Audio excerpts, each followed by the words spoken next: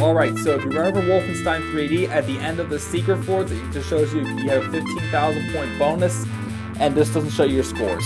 That's how it is in this game, that's how it was in Wolfenstein 3D, so that's all we're going to skip. But I can assure you, I did kill every enemy, gain every treasure item, and open up every secret in this map. Even though it was hard to try to remember them all, because there are 10 secrets in this map. Oh, I think I've never done this map 100% before. So good job on my part.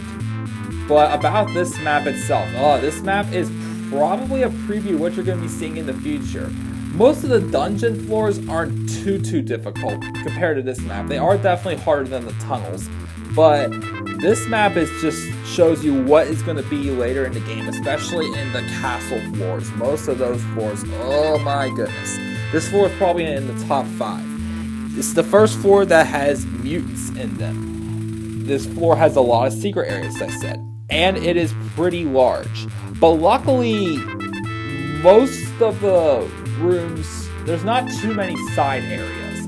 Most of them just lead to the, eventually to the objectives.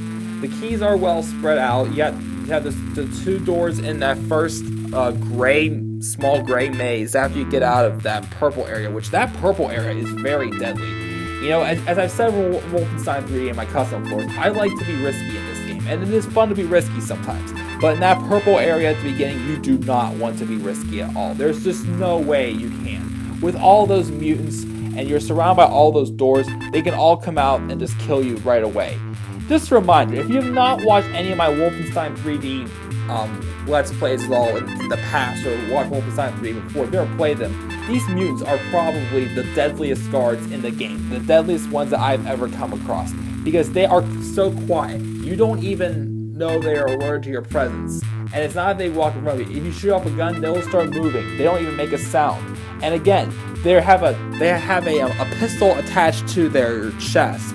And it's not so much that they can shoot pretty quickly, but it's the fact that they are probably the most accurate ones. And like, you can barely open up a door sometimes, and they'll already shoot you. And that's just a shame. And most of the time, if they hit you, they will take away a lot of health. And I do not mean that lightly. And especially when you get them mixed in with other guards like they are in this map, like in that blue area at the end, that is probably one of the hardest areas I've ever played in Wolfenstein 3D. One of the hardest. And I do not say that lightly. Oh boy. But yeah, this map is definitely a challenge. I mean, it's not really that hard to get lost in this map. Most of the, like I said, most of the side areas are on their way to the objectives. but it's still probably one of the hardest maps in the game. I'd say top 5, maybe the 4th or 5th hardest map. I don't know, we'll have to see when it gets higher up, because I haven't played most of these maps for a while, but yeah. But that's it for floor 19. We'll now go back down to floor 5, which is the first boss battle of the game, and we battle Hans and Gretel Gross's, I don't know if it's their brother or just a relative, Trans Gross. And until then, I am the Club of the Man, 1993.